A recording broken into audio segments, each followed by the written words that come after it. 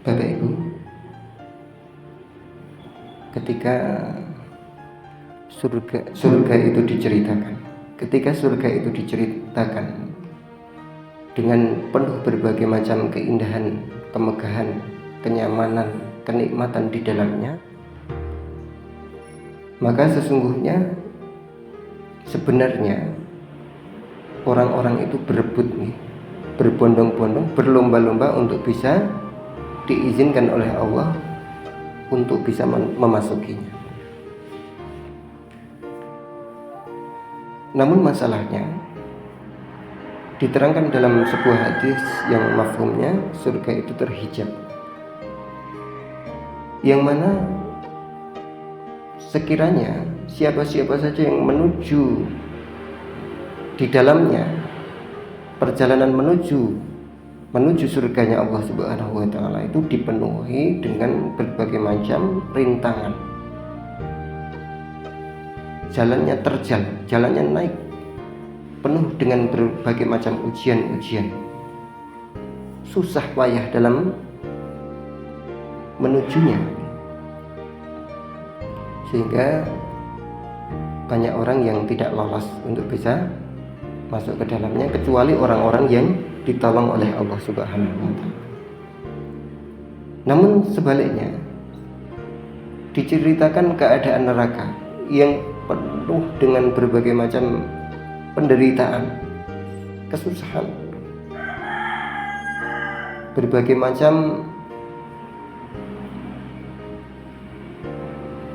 kepahitan hidupnya, makanan-makanan yang menjijikkan, siksaan demi siksaan datang menghadang. Namun karena perjalanan di dalam menuju neraka itu dihiasi dengan berbagai macam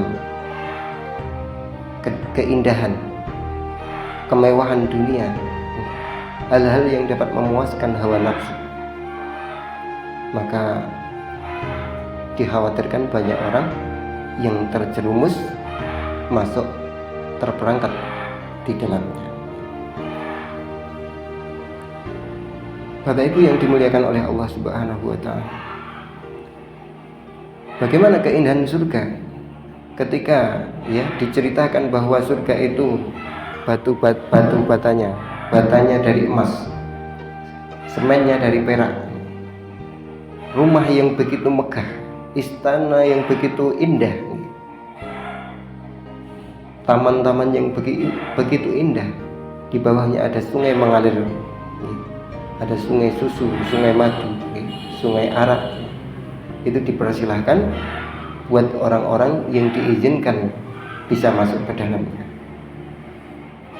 Kemudian berbagai macam kelezatan hidangan, masakan, makanan, ada semua di dalam surga.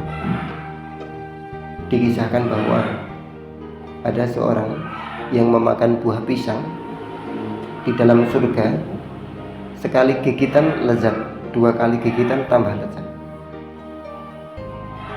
Satu buah pisang habis dimakan, kulitnya dibuang ke belakang. Ngambil lagi pisangnya, tambah lezat lagi.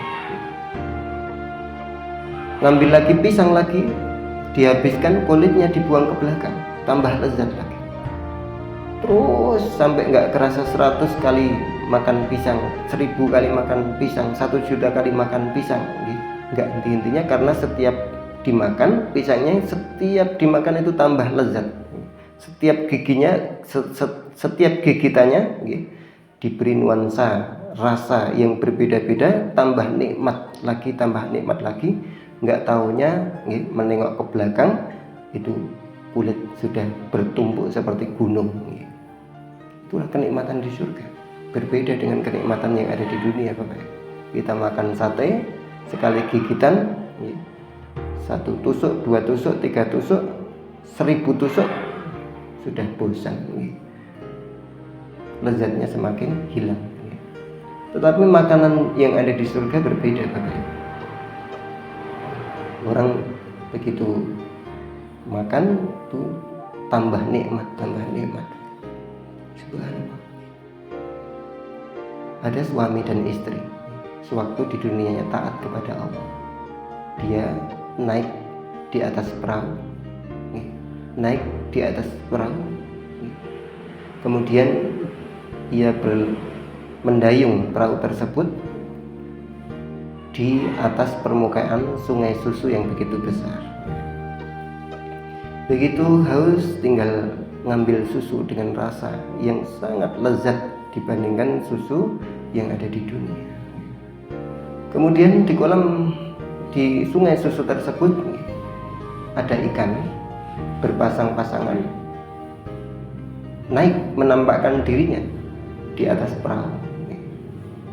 Kemudian memberikan salam kepada suami istri tersebut yang sedang menikmati keindahan surga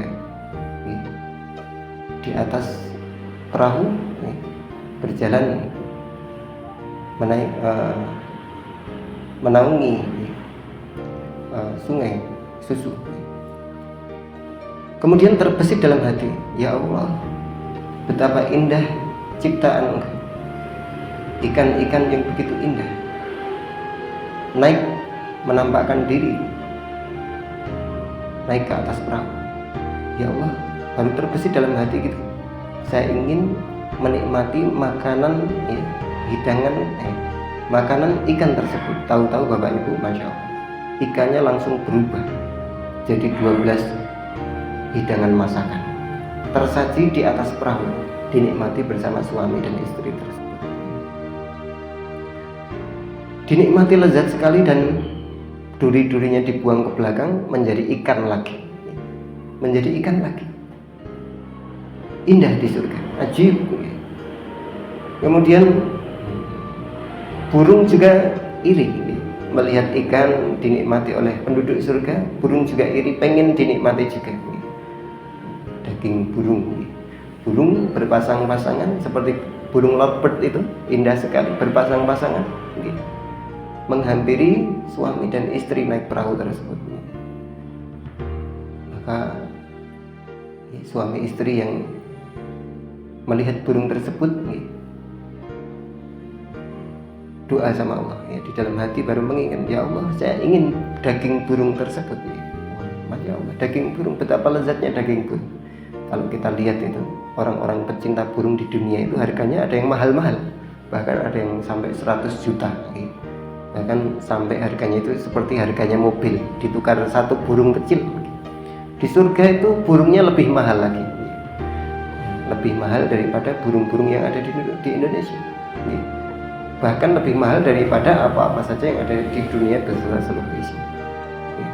Kemudian ketika baru membayangkan burung tersebut jadi 12 hidangan masakan, dimakan begitu lezat, dimakan, dinikmati bersama istrinya, begitu lezat. Kulitnya dibuang, tulang-tulangnya dibuang ke belakang, jadi burung lagi, terbang lagi. Masya Allah, keindahan surga. Bagaimana kecantikan para bidadari-bidadarinya, bahwa perempuan-perempuan tercantik di dunia ini dikumpulkan jadi satu, ditandingkan dengan kecantikan bidadari surga yang paling jelek, itu belum ada bandingnya, dan itu dikhususkan untuk para penduduk surga, Jadi disediakan di sana itu, kalau dikatakan kalau abid ahli ibadah itu disiapkan 70 bidadari, sedangkan da'i selain ahli ibadah mengajak dalam kebaikan, mengajak kepada Allah, itu Allah telah siapkan 2.500.000 bidadari. Dan istri kita di mana? Istri kita jadi ratunya para bidadari surga. Nah, itu baru bidadarinya saja cantiknya seperti itu, apalagi istri kita yang menjadi ratunya para bidadari surga. Bapak Ibu yang dimuliakan oleh Allah Subhanahu wa Ta'ala, ini menjadi target untuk kita sebagai orang-orang yang beriman.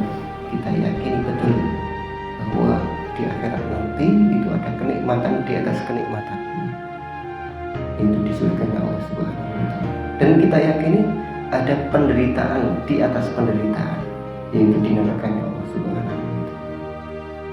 Dan kita sebagai orang yang beriman, kita yakin betul akan apa yang disampaikan oleh baginda Rasulullah Shallallahu Alaihi Wasallam, bahwa nanti di akhirat ada begini begitu.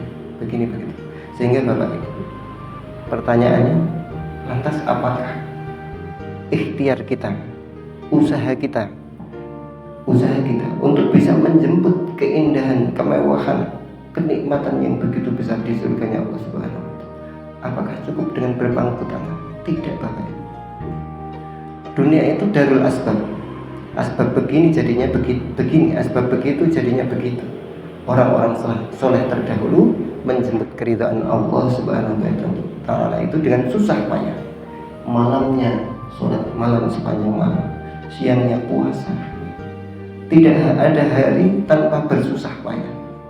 Seluruh waktunya dikorbankan untuk susah payah di jalan Allah Subhanahu wa Ta'ala, beribadah kepada Allah Subhanahu wa Ta'ala.